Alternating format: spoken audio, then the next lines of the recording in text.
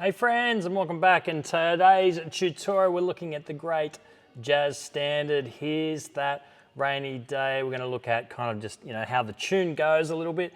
We're going to look at how to analyze it, memorize it a little bit, what kind of voicings we can use. And I mean, there's so many options, but we'll get some tips going as we get into that, and also just what stuff we can use to improvise on it. Now I picked this one because it's in G major, and there's a lot of jazz standards that are in B flat and E flat and F, all the flat keys, but this one is in G major. However, having said that, it modulates pretty quickly into the flat keys, doesn't it, But we're starting off with that. Let's just look at the tune first. We'll just play the melody and the bass note. All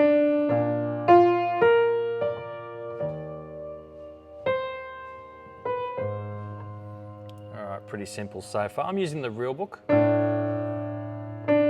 get yourself a copy of that, or whatever you want to do for that. D minor, G7, here's the C minor. So the first couple of times is pretty much the same. I didn't use I just used the standard chords there.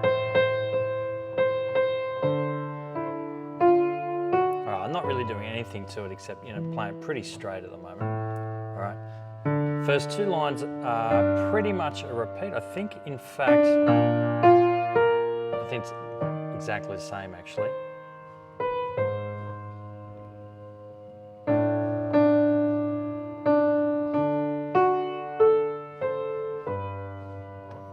Yep, D minor, G, but last time it was C minor, this time we're going to the major.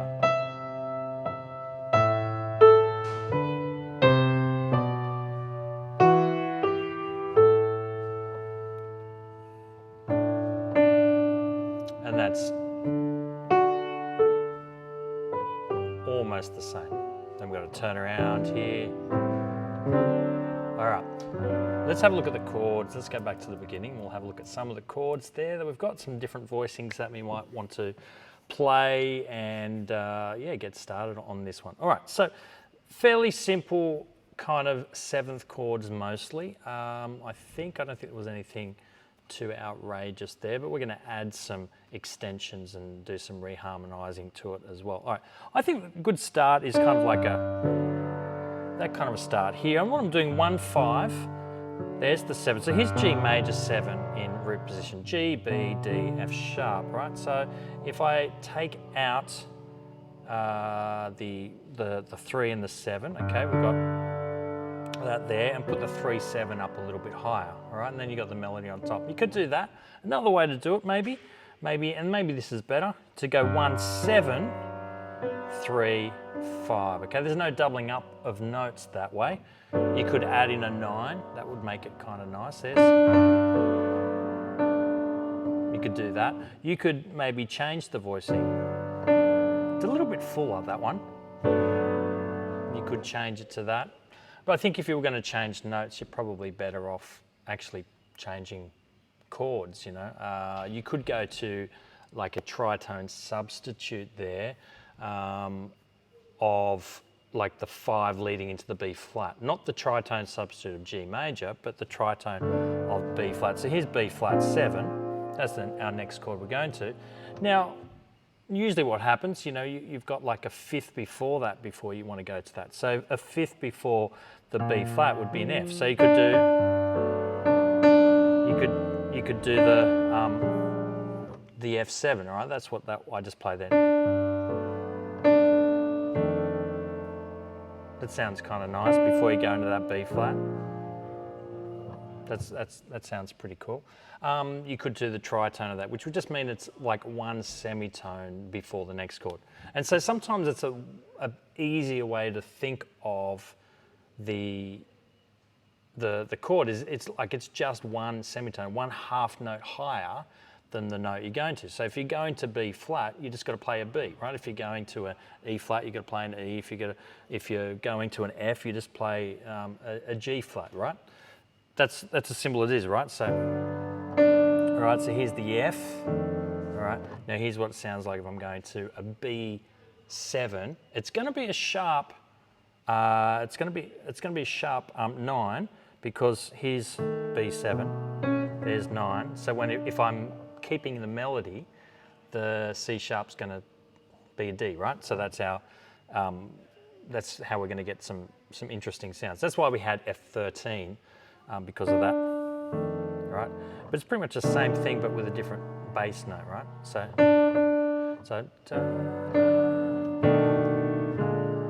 that kind of sounds cool, doesn't it?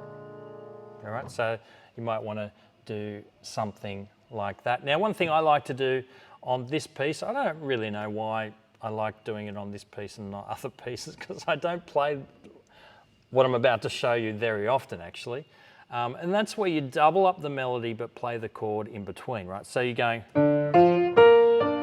with the chord in between, right? So the chord voicings keep changing. Now, if I just play standard the notes off B flat 7 without making it a 9 or doing anything else to it, adding in a sharp 11 or anything like that, I'll end up with what are we going to next? B flat. That kind of sound. Now sometimes it's kind of nice to kind of like roll into some of those bottom notes. You might go. Kind of sounds nice, right?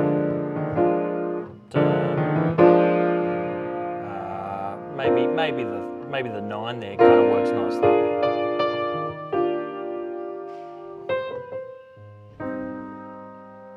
I don't know, that's something you might want to do there. Otherwise, maybe you just play an easier way to do it, 1-7. There's the 3 in the melody. Da, da, da, da. And then go to maybe something like that's a nice voicing for this one. Or that's nice too. All right, that's an axis of a 7th voicing, going to maybe an axis of a 7th also in the A flat, but with a double C, right? An octave there. Okay, so there's the B7.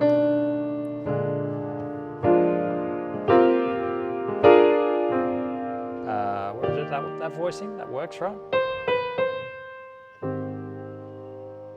That's one way of doing it there. Maybe another version you could do that if you wanted to, but you pretty much end up doubling that C. I think you could double the. Maybe not. I'm not a big fan of that. A-7. Now it says A-7 at 11. At 11 is the D. All right. So it's just A-7, but the melody happens to be a D, right? So you just think of an A minor chord. So here, maybe that works nicely, or even that might be, it's just a little bit too low with the 3rd down the bottom there. So I think that kind of works nicely. Probably that, I don't know, that C might be a bit crunchy. You might like that. You could do the same again.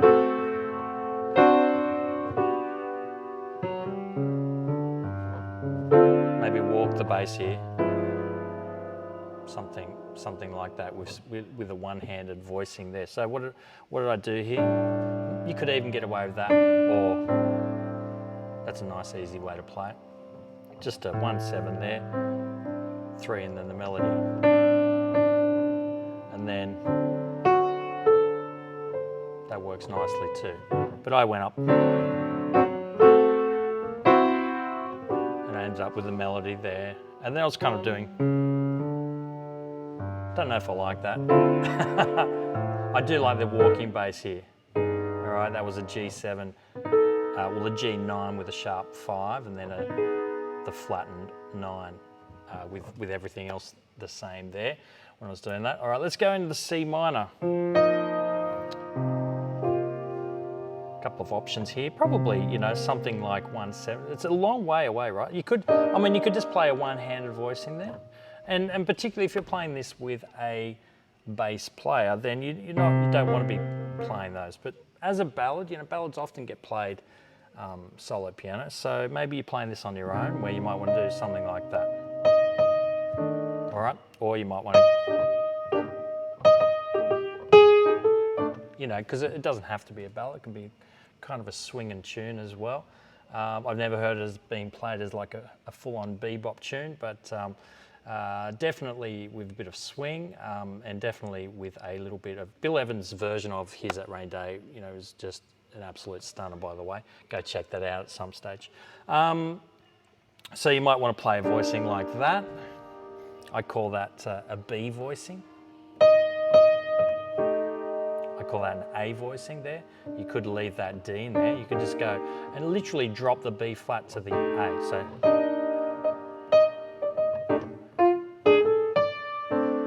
and here, look, I'm only playing a couple of notes, but when you play just the guide tones and one other note for a bit of colour, it sounds great, you know. Your listeners are smart enough to know what's going on. If you let them hear the guide tones, they'll be able to, you know, you're guiding them through the piece of music where the changes are going, right? If that makes sense. But you could do that. You could do some fourth chords there. They're worth practicing at some stage, where you just kind of know which ones are going to work through the key signature and get, you know, a couple of perfect fourths in a row. Sounds nice, doesn't it? Now, if I went to the F sharp, that sounds really cool too, I reckon. There's what have I got here? Oh, I probably should have the 7 there. Here's a closed voicing, which works really nicely because the 9's on the top, and you could go from that to that. That's a really nice way of moving things around. That's the E9 to the E flat major 7. All right, I know the next one's going to be an A minor. I might go to the A minor and then the E flat 9, you know, the suggested changes there. Isn't that cool? All right, here's a one-handed voicing, just reposition. Same notes, right? So here's G major, root position. Here is E in the A voicing, right? 3, 5, 7, 9. So this is 1, 3, 5, 7 of G major. This is 3, 5, 7, 9 of E minor 7. So you can kind of just do this. All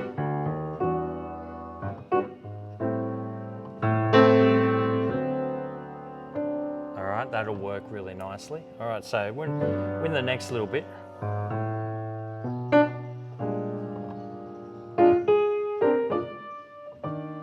I'll just play a little bit and you can kind of maybe pick up a couple of things.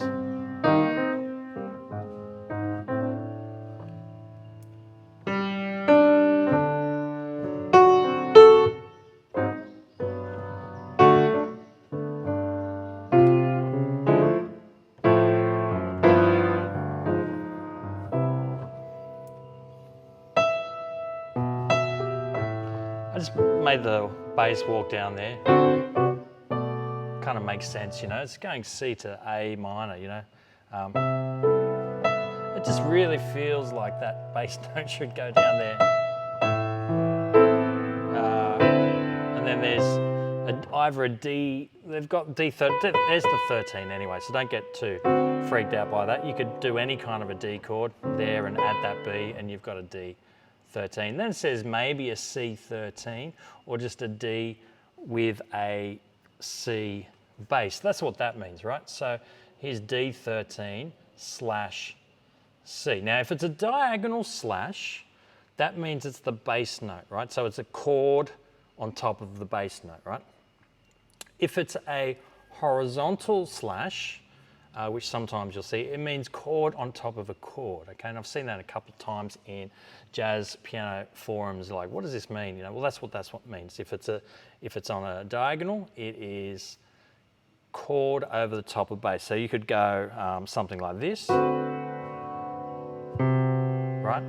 And you just change your bass note. You could do, you know, that's D7 sharp 9, you know, then D7 sharp 9 on the C, all right? But if you're doing the the alternate ones in the brackets there, you can go, that's the C13 there. What did I do? Oh no, I'm not, there's C13, I've got to add in the A. That's A13 there. All right, B flat diminished.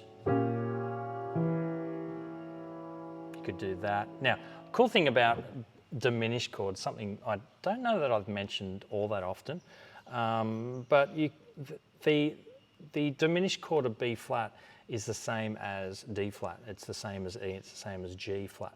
G, not G flat.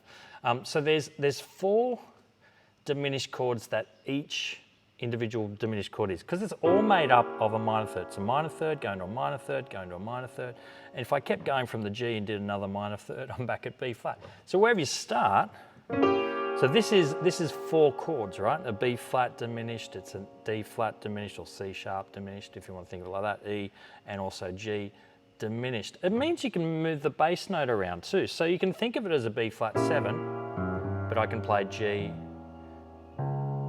I can actually do any of those. Now, they work really well. I learnt this in classical harmony back in old music college, all right? And classical harmony told me that if you've got a diminished chord, you can use that as a pivot chord to, you know, to a different key. Now, the diminished chord was used like as the 7 of the scale, right? Like a dominant chord is the 5 of a scale. So the diminished chord is 7 of a scale, particularly of a minor scale, to be, you know, perfectly correct. But pretty much anyone you can use it to go to a different major anyway. So if I'm going 7, that could take me into C minor, right? See how that takes you into C minor? Or 7 into C major, right? That works quite well. But if you want to think of that as a G, all of a sudden, so we were in C, right? As soon as I play that G, nothing weird kind of has happened yet, but if I can go straight to the A flat, and it'll actually work. Now, it sounds a little bit odd because I've just been playing a whole bunch of B to C's, but it does actually work really, really well as a pivot chord. It's also, you might want to think of it as a dominant 7 flat and 5. It's like the extension of the dominant 7 flat 5. Here's your G. Well, I should probably, so if we're doing B flat, let's go back to the B flat, right? Okay, if you think of that as the 7, all right, the 5, okay, is the is down here. All right, so you've got a G flat 7 sharp 9 here, right? If that makes sense. Hopefully that does anyway. So you can also use it as a pivot chord of one of the dominant 7 flat 9s as well. So there's actually so many different notes you could actually use down the bass that kind of work. All right, let's keep going because we're talking about that a bit long. I'm going to go E flat 7 there, major 7, sorry, because of the D natural.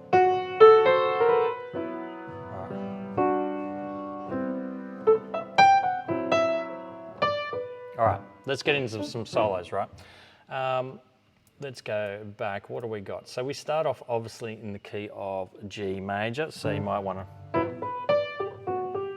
you know, play a few notes of G major scale when you're starting there. But then it very quickly changes key, and it changes key to E flat major 7. Kind of flirts with A flat major 7, but I think of that as a 4 of E flat. So because of the dominant 7, right, that secures us very well into E flat. And you can hear that the D still works well when we go to the A flat major 7. So you're pretty much in E flat for the next 3 bars. And it's worth thinking of it like that rather than thinking of it as B flat 7, E flat major 7, and A flat major 7 alone. You want to think of it like that, but you also want to think of it as, at least for analysing purposes and for memorising purposes, of, hey, I am in E flat for a little while. So you could also think too, you know, 2, 5, 1. That's F minor to the B flat. See how that works? Okay, so we're going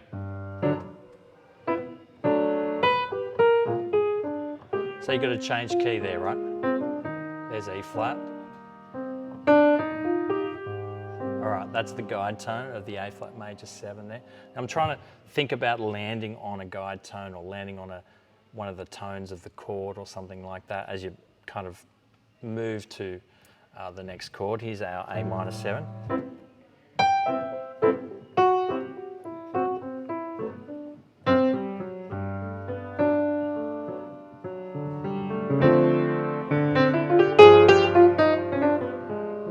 All right, so when we're doing A minor 7, D7 to G major 7, think of that as 2, 5, 1 in the key of G. So as soon as you hit that A minor, these are the notes you want, right? G major scale, okay.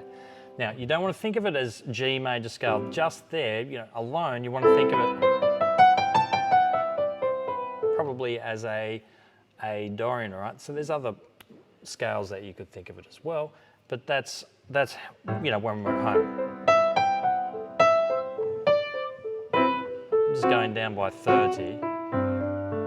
All right, stopping at the third of the chord. When I go to D minor to G7, we're changing into the next key, right, which is our C minor. All right, so I can start thinking about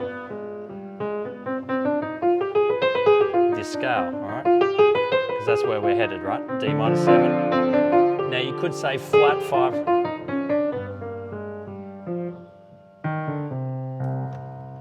That's why we're in the C minor there.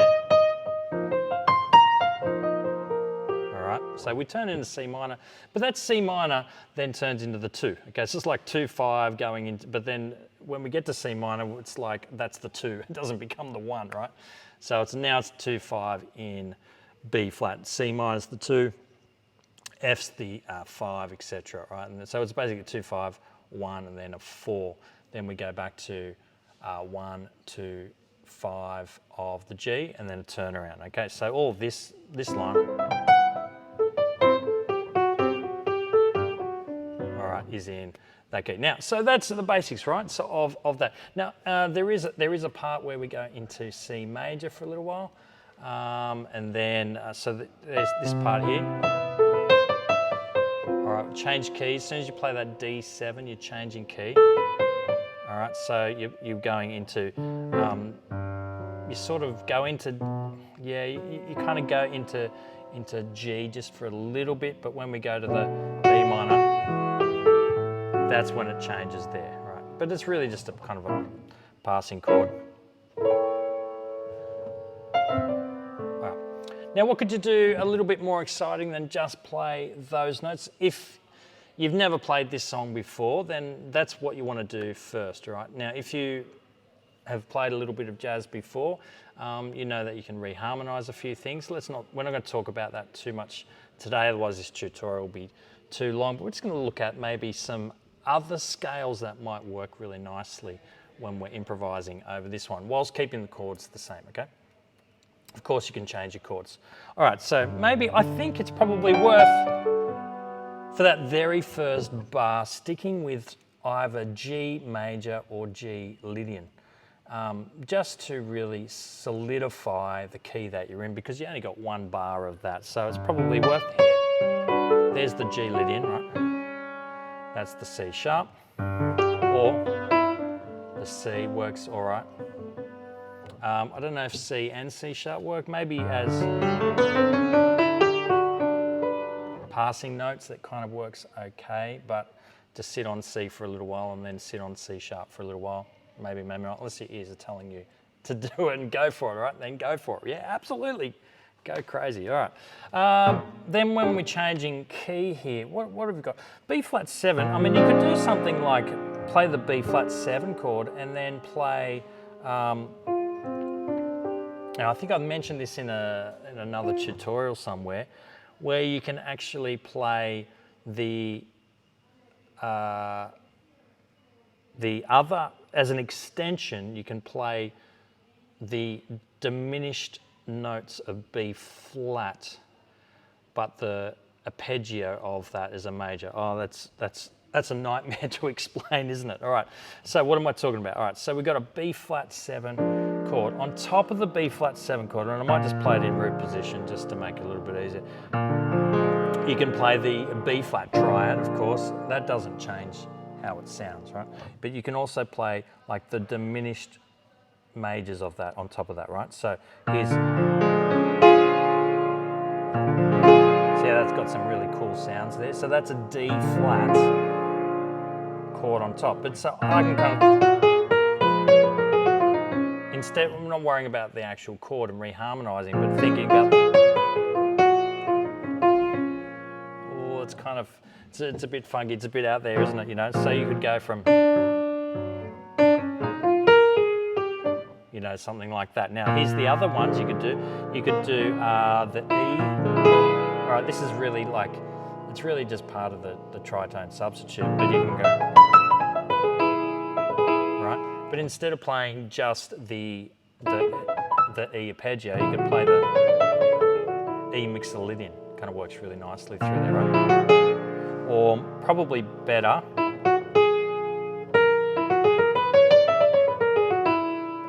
probably with a sharp 11 there instead, I don't know. So you could kind of go, see that kind of works there.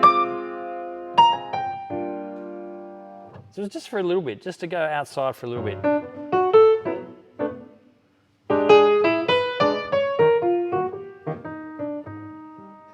And then, you know, just settle back with the when you play the major 7 chords, just, you know, playing the major scale there.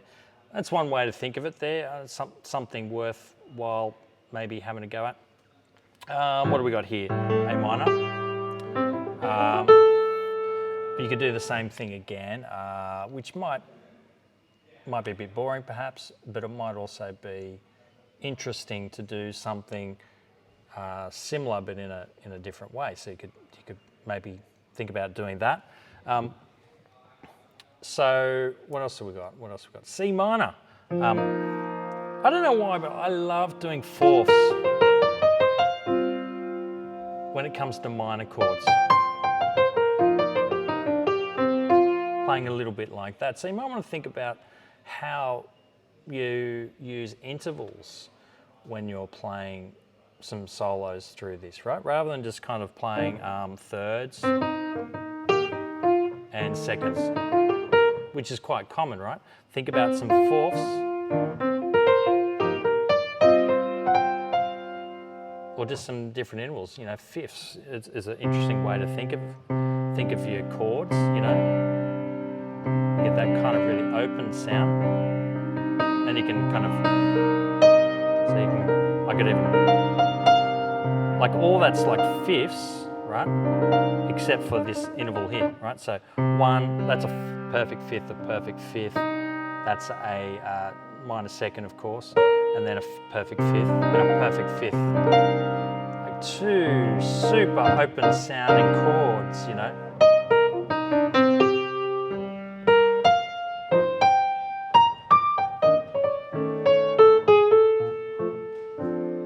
I don't know, it's a way of thinking about that for sure. Hey, if this is too advanced for you, make sure if you don't have the guide tones down of each one of these chords as you solo, you really need to do that first before you start thinking about all this other stuff. Of course, always use your ears,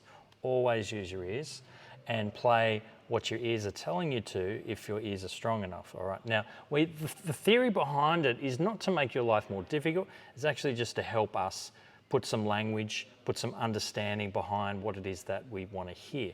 All right, so for me, my ears are okay. They're not the greatest, but you know, it's probably because my ears aren't the greatest that my theory knowledge is pretty good, all right? So that, I don't know, it's been a bit of a trade-off. I think it makes me a better teacher because I understand it rather than just sort of going, oh, that sounds good, I know how to play that, right? And I've had teachers like that in the past, you know, where I've said to them, hey, you know, oh, that was awesome, what did you just do? And then it's like, I don't know, I just heard it and it sounded cool. So I'm like, well, I don't know what to do with that, you know? So, you know, hopefully that helps you guys anyway. All right, so there's a couple of ideas for you, but here, definitely learn your guide tones. Here's the guide tones.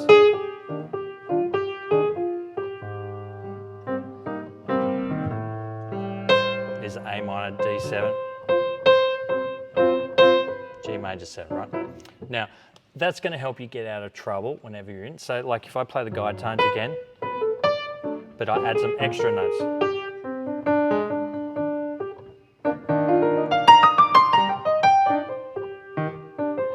See how I come back to those guide tones as safety notes, and also just places I want to land on. Now, I don't always want to do that, of course, because that gets a little bit boring too, but it's definitely, like I'm just saying, if you don't know the guide tones, start there and start learning how to improvise using those guide tones, using your ears and the basic scales. And then you can start thinking about playing outside, trusting your ears a little bit more, and thinking about some more high-level theory that might help you play a little bit outside, but not playing outside by just playing any kind of random note. I mean, we can all do that, but we want to play.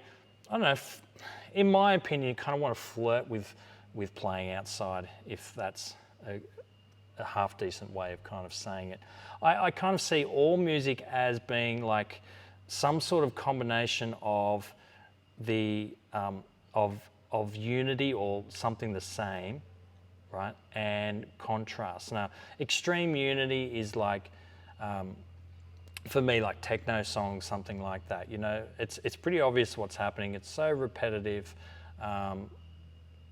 We know what's going on, right? We know what's going on. It's easy to listen to. In my opinion, mostly boring, though some of it's good, just like in any genre, of course, right? It has an appeal to certain people, and I'm not knocking it in any way. I'm just saying it's not for me. It's too much of the same thing over and over again.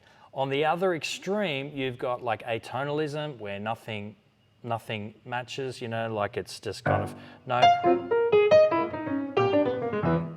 note means anything more than any other note, right? It's like, anyway, I'll leave it there with that. But and serialism is probably the bigged culprit of that, right? Where they've even created series where they spun wheels and did music without really kind of, I guess, thinking about what it sounds like. They just did it from a like almost purely mathematical point of view. All right, I think it loses the point there. But there's something really interesting about serialism and atonalism, is that there's something new all the time, right? It's like there's no, like, what's going to come next, we don't know, right? So it's that kind of crazy in some ways, right? Now, all music is in between there somewhere, from complete unity to everything is new, all right? And that's unstable. So you got to like give the listener something to listen to that's kind of the same, but it's a little bit different, all right? You want some sort of conversation going on, right? Like if you're playing a band, you want to kind of mention some of the things that the bass player did, and kind of give them a compliment by listening to what they're doing and then doing something from there, all right? But if like if I play E all the time, you know what's going to happen next, right? E's coming next, all right? You're not going to get lost in what I'm doing, all right, is what I'm saying, but it's going to be really boring. So you've got to give the listener something enough that's the same, so they kind of know what's going on. That's where guide tones will come in handy. That's when when you repeat certain things or give references to certain things that you've already done within the piece of music. But then you got to do something different. Otherwise, after 30 seconds, we're completely sick of listening to whatever it is that you're doing. All right, so hopefully that helps you. Hopefully that gives you a couple of things to work on with Here's That Rainy Day. I'd love to hear a little bit more about how you went with it in the comments, and if there's a particular jazz standard you'd like me to cover in the future, or a particular principle of jazz or genre or anything like that, let me know, and I'll see if I can get round to it at some stage in the near future. All right, guys, all the best, and I'll see you real soon.